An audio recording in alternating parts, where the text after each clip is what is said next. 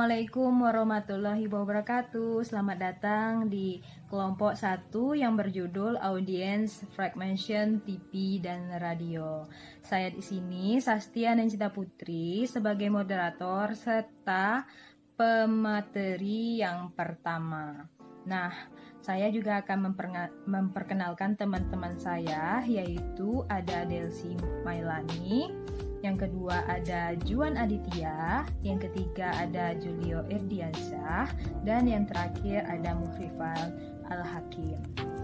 Nah, langsung saja saya akan menjelaskan materi pertama pada kelompok ini, yaitu yang pertama, audience. Sebelum masuk ke dalam teori audience, kita harus tahu dulu apa itu audience atau definisi audience.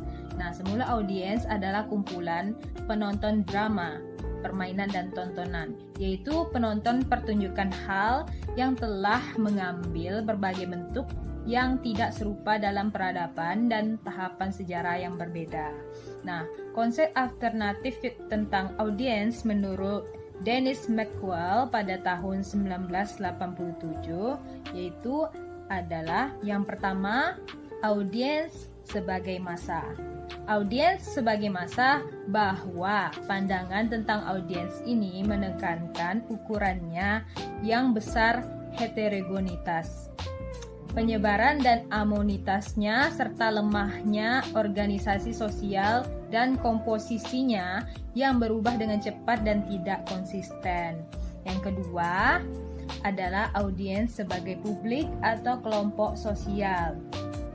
Unsur penting dalam versi audiens sebagai publik atau kelompok sosial adalah praeksistensi dari kelompok sosial yang aktif, interaktif, dan sebagian besar otonom yang dilayani media tertentu, tetapi keberadaannya tidak bergantung pada media.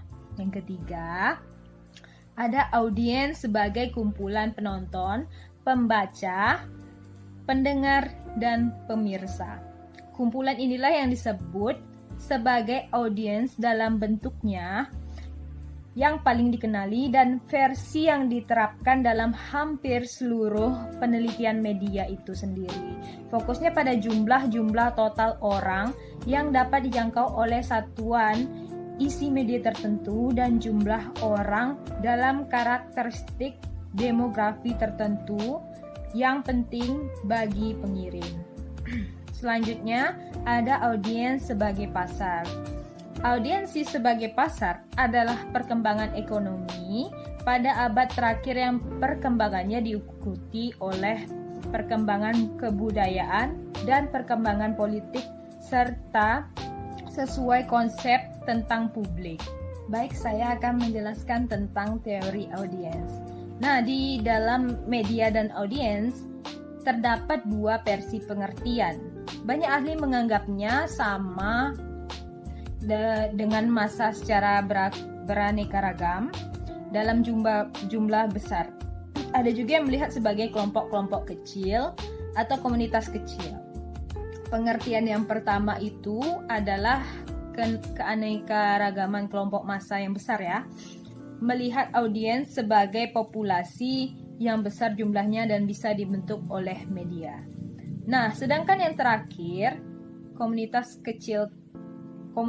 kelompok kecil, audiens dipandang sebagai anggota dalam kelompok kecil yang berbeda-beda, yang sebagian besar bisa dipengaruhi oleh kelompoknya. Dunia perpustakaan menganggap audiens sebagai pengguna informasi dan sumber-sumber informasi.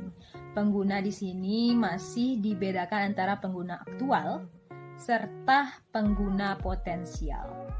Yang pertama adalah mereka yang sudah memanfaatkan jasa pelayanan perpustakaan apapun bentuknya, apapun bentuk layanannya. Sedangkan yang kedua adalah mereka yang belum sempat datang atau memanfaatkan jasa layanan perpustakaan dengan berbagai alasan. Kelompok pengguna potensial ini juga disebut sebagai masyarakat luas atau anggota masyarakat luas. Ada beberapa audiens. Audiens ini terbagi dua, yaitu audiens pasif dan aktif. Yang pertama, saya akan menjelaskan tentang audiens pasif.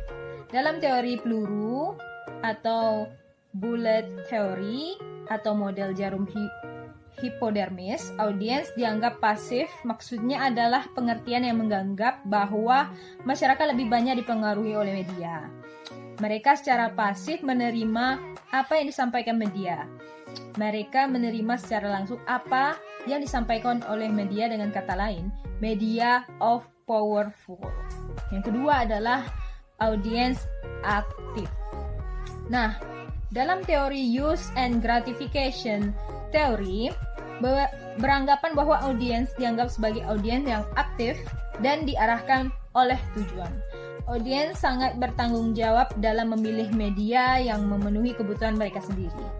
Dalam pandangan ini, media dianggap sebagai satu-satunya faktor yang mendukung bagaimana kebutuhan terpenuhi, dan audiens dianggap sebagai perantara yang besar. Mereka tahu kebutuhan mereka dan bagaimana memenuhi kebutuhan tersebut. Dengan kata lain, mereka lebih selektif dalam menerima pesan-pesan media.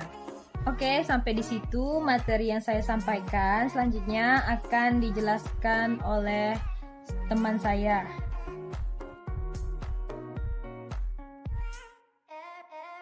Assalamualaikum warahmatullahi wabarakatuh. Nama saya Juan Aditya Pratama Putra dari kelas 6 BRB. Di sini saya akan membacakan materi saya tentang pengertian segmentasi atau fragmentasi audien. Segmentasi audien adalah strategi yang sangat penting untuk memahami audien, penyiaran, dan pemasangan program. Eric Berkowitz dan rekannya mendefinisikan segmentasi sebagai dividing up a market into distinct group that. Nah, yang pertama, memiliki kebutuhan yang sama, dan yang kedua, memberikan respon yang sama terhadap suatu pemasaran. Ditinjau dari perspektif audio penyiaran, segmentasi pendengaran adalah suatu kegiatan untuk membagi audien ke dalam kotak-kotak yang lebih homogen. Media penyiaran harus memilih segmentasi audien yang akan menjadi fokus perhatian ke media penyiaran bersangkut setelah melakukan evaluasi terhadap berbagai peluang yang ditawarkan sebagai segmen audien penyiaran. Segmen yang dipilih dapat hanya terdiri dari satu segmen atau lebih dari satu, di mana media penyiaran harus menentukan tujuan dan sasaran berdasarkan target. Menurut penelitian, segmentasi audien adalah suatu kegiatan untuk membagi audien agar lebih jelas dan fokus dalam penentukan program dan segmennya. Yang B, dasar-dasar melakukan segmentasi audien. Nah, di sini terdapat 4 macam. Yang pertama, segmentasi demografis, atau bisa disebut juga peta kependudukan. Misalnya terdiri dari usia, jenis kelamin, dasarnya anggota keluarga, pendidikan tertinggi, jenis pekerjaan, tingkat penghasilan, agama, suku, dan sebagainya. Semua ini disebut dengan variabel-variabel demografi atau data demografi yang dibutuhkan. Nah, data ini meliputi untuk mengantisipasi perubahan-perubahan audien yang menyangkut bagaimana media penyiaran menilai potensi audien yang tersedia dalam setiap area geografi yang dapat dijangkau. Nah, yang selanjutnya segmentasi geografis. Segmentasi ini membagi-bagi halayak audien berdasarkan jangkauan geografis. Dalam beberapa unit geografis yang berbeda yang mencakup suatu wilayah, negara, provinsi, kabupaten, hingga ke lingkungan perumahan. Pemasangan iklan media penyiaran menggunakan segmentasi geografis. Ini karena konsumen terkadang memiliki kebiasaan berbelanja yang berbeda-beda yang dipengaruhi oleh lokasi di mana mereka tinggal. Para penganut segmentasi ini percaya setiap wilayah memiliki karakter yang berbeda. Oleh karena itu, setiap wilayah di suatu negara dikelompokkan berdasarkan kesamaan karakternya. Kemudian ada segmentasi geodemografis. Geodemografis merupakan gabungan dari segmentasi geografis dan demografis. Para penganut konsep ini percaya bahwa mereka yang menempati geografis yang sama cenderung memiliki karakter yang sama pula. Namun wilayah tempat tinggal mereka harus tersempit mungkin, misalnya kawasan pemukiman atau kelurahan di kota-kota besar. Contoh orang-orang yang sama tinggal di daerah elit di suatu kota cenderung untuk memiliki karakteristik yang sama. Dengan kata lain, mereka yang tinggal di daerah elit memiliki karakter yang sama, dan mereka yang tinggal di pedesaan juga berbeda dengan karakteristik orang-orang elit. Yang keempat, segmentasi psikografis. Segmentasi berdasarkan gaya hidup atau kepribadian manusia. Gaya hidup mempengaruhi perilaku seseorang dan akhirnya menentukan pilihan-pilihan konsumen. Gaya hidup mencerminkan bagaimana seorang menghabiskan waktu dan uangnya, yang dinyatakan dalam aktivitas, minat, dan apa yang menjadi pendapatnya. Ini dikutip dari Morrison 2008, 189-190. Dengan adanya segmentasi, radio DAIS mampu mengetahui siapa audiennya, dan begitu juga akan memudahkan dalam menyampaikan dakwah karena sudah mengetahui mad'udnya. Assalamualaikum warahmatullahi wabarakatuh. Saya Murifan Al-Hakim, ingin menjelaskan materi tentang konten platform fragment audience. Yang pertama ada konten fragment audience. Fragment konten audience terkait dengan audiens memaknai sebuah konten yang memiliki banyak faktor yang mempengaruhinya. Seperti audiens yang mengaktualisasi seperti apa itu kedekatan mereka terhadap konten yang disajikan oleh media. Contohnya saja fandom. Fandom ini fandom atau biasa disebut dengan penggemar. Nah, fandom cenderung memaknai sebuah konten berdasarkan yang paling mereka minati dan yang mereka minta. Dan ada kedekatan secara emosional. Fandom ini semakin penting sebagai fragmen penonton dan diversifikasi atau aset dari media. Nah, dan saat media saling berhubungan, semakin intelektual konten yang terlepas dari media yang penting bagi penggemarnya.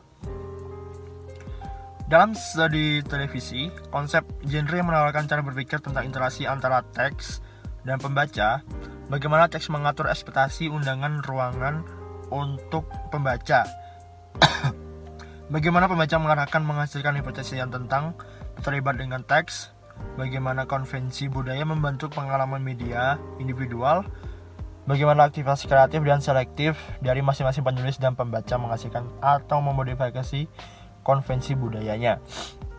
Nah, dalam melihat fenomena ini, penting untuk mengenal peran kebiasaan penonton dalam konsumsi berita atau tontonan lainnya.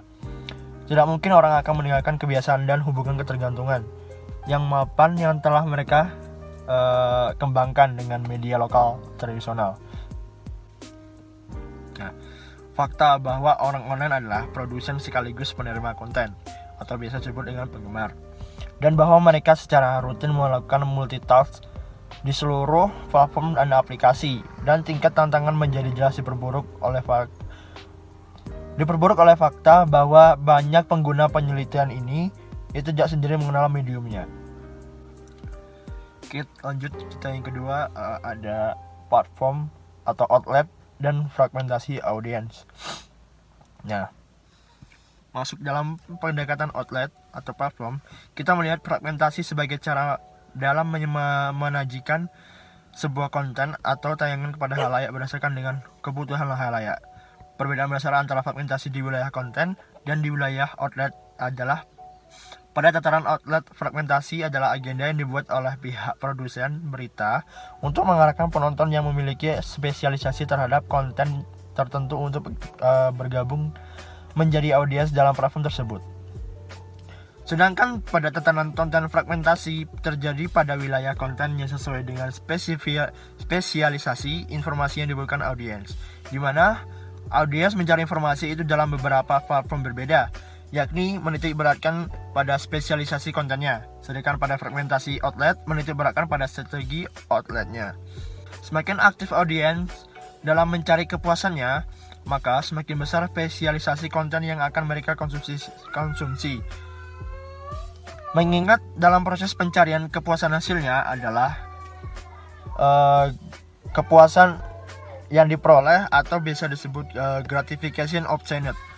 Dengan pengertian tersebut, maka audiens aktif secara otomatis akan menspesialisasikan dirinya dalam konten tertentu dan menghasilkan fragmentasi tanpa disadari.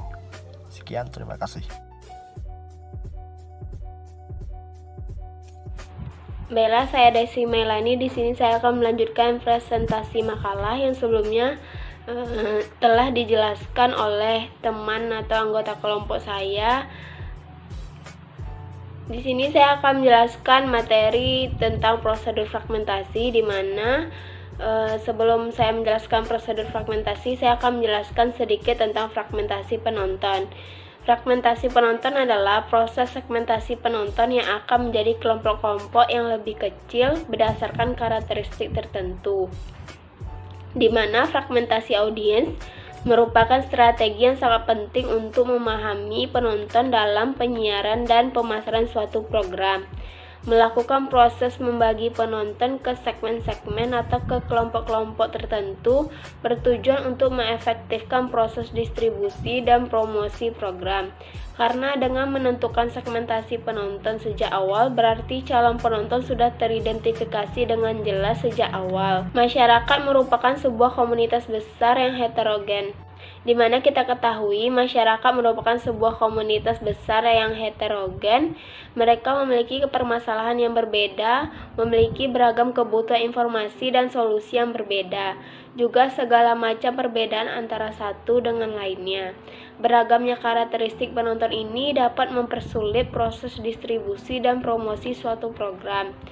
Untuk menghindari kesulitan dalam proses distribusi dan promosi suatu program yang membutuhkan energi dan biaya besar, maka dari itu suatu program melakukan segmentasi terhadap penonton yang beragam, yaitu dengan menentukan penonton potensial yang memiliki karakteristik yang sama.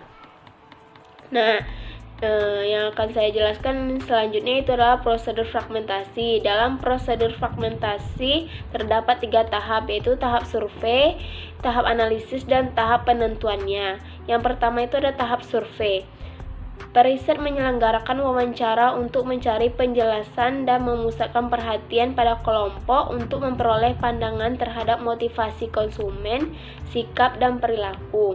Dengan memanfaatkan temuan ini, periset menyiapkan kuesioner formal untuk mengumpulkan data mengenai atribut dan peringkat kepentingannya, mengenai kesadaran merek, mengenai pola kegunaan produk, mengenai sikap terhadap kategori produk, dan mengenai demografis dan psikografis dari responden.